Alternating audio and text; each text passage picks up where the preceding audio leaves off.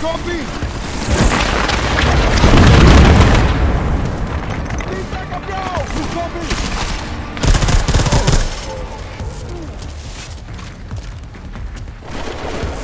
Zero contact! Copy!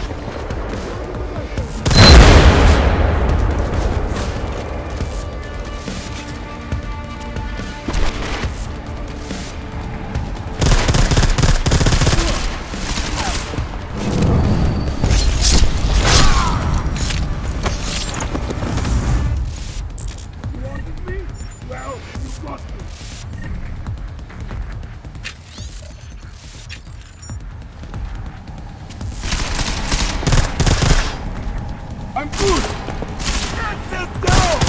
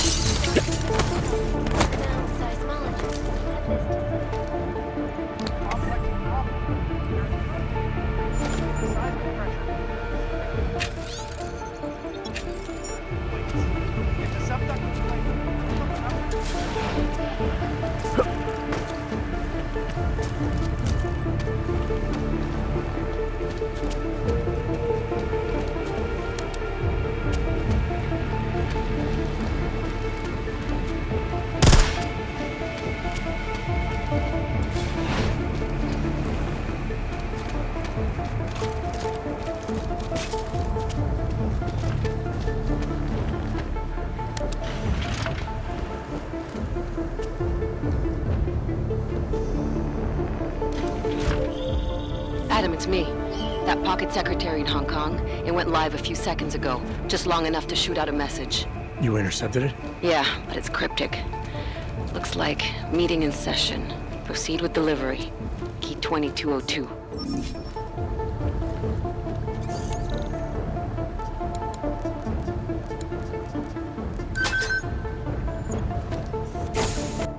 The champagne! Brown! How much have you all had? You're a little late to the party, Mr. Jensen. We already drank. And your lives are in danger. It's been dosed with a poison. You're talking about an assassination attempt. That is, I hope we can call it an attempt.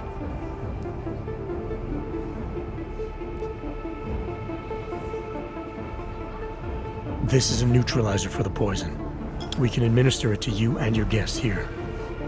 Neutralizer? Not an antidote? It should halt the poison.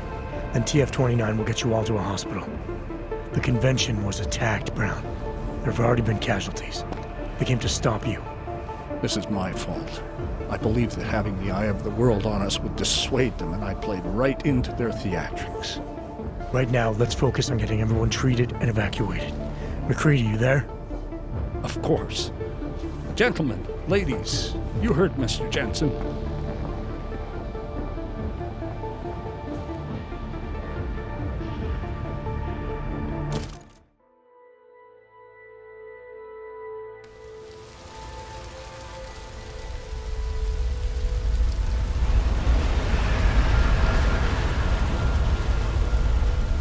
NATO CEO Nathaniel Brown took to the stage today to praise Interpol and Tarvis security services for thwarting what could have been a major terror attack during his Safe Harbor convention last week.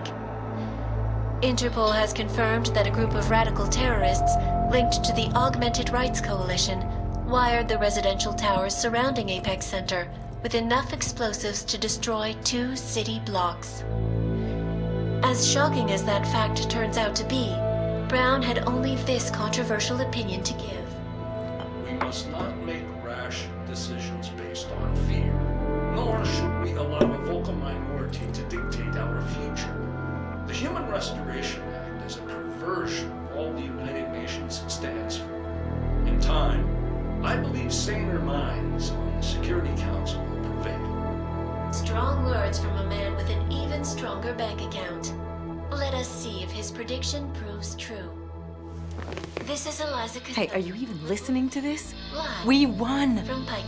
Did we? We completely disrupted their plan. Marchenko, the Orchid, the bombs.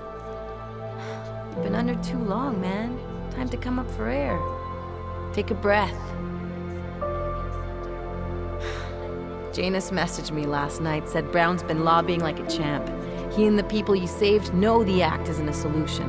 Picus will talk around it as long as they can, but that thing is finished. Janus always seems to have the inside track. Except when it really matters. Miller, right? I'm sorry, Adam. I really did think he was working for the Illuminati. For a while, we both did. By the time I realized he was innocent. We can't change the past. We have to keep going. What are you thinking? How many more plans do they have in motion? How many more soldiers like Marchenko are waiting for the call? Don't call him a soldier. He was a thug, man. Soldiers have a code of honor. Soldiers follow orders, too. He was prepared to obey his, no matter the consequences. Sounds like you're sorry he's dead.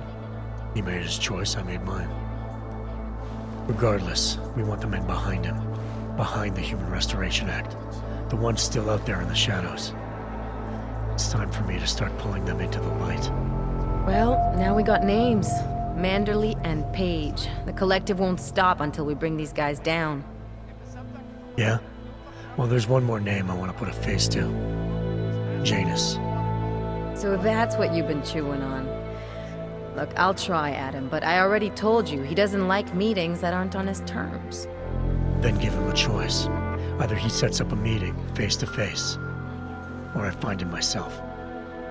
I think it's high time we met the man behind the mask, Alex. Don't you? Criminals may have achieved the impossible in Prague last week.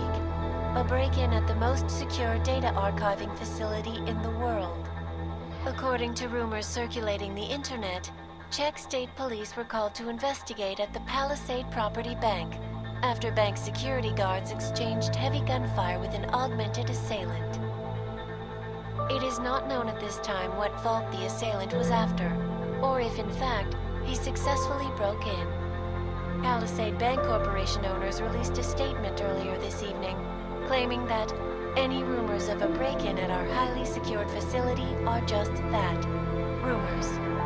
Between you and me, folks, I think they doth protest too much. A coroner's report released in Prague today offers shocking new insight into the death of Dr. Talis Rucker, former leader of the Augmented Rights Coalition. Apparently, the primary cause of the doctor's death was the exceedingly high level of alcohol found in his system. No other toxins were present, nor were there signs of any suspicious activity. Sources close to Rucker tell me he had been struggling with alcoholism ever since becoming a public figure. I am sure I do not need to remind you folks that the organization he founded, the Augmented Rights Coalition, has been linked to last week's horrifying terror attack in London. It seems not so long ago that Dr. Talis Rucker was on this very program, trying to convince all of us that his Augmented Rights Coalition was a non-violent organization. Today, of course, we are all a little bit wiser. It did not take long for ARC to reveal its true colors once Dr. Rucker was dead. Since last week's attack, the United Nations has officially labeled ARC a terrorist organization.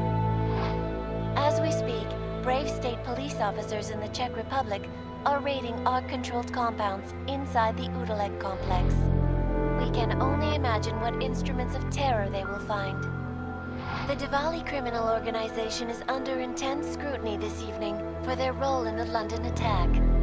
Evidence uncovered by Interpol indicates that high-ranking members of the chapter in Prague supplied weapons and logistical support to ARC terrorists. Sources close to the Diwali tell me that 2 of their highest-level members in Prague were killed recently, leaving the local chapter there in disarray. How will the power vacuum affect Interpol's investigation into the Diwali ARC connection? More importantly, who will be made to respond to these charges? Join the online discussion and let us know what you think.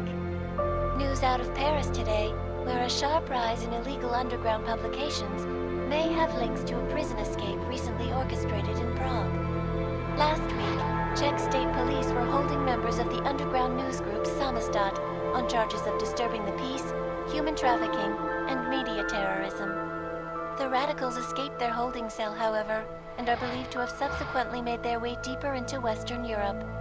Shortly after their escape, a radical publication called Silhouette began appearing throughout France. Has Samizdat rebranded itself as Silhouette? I am sure you will agree with me on this one, folks, no matter what name these people go by.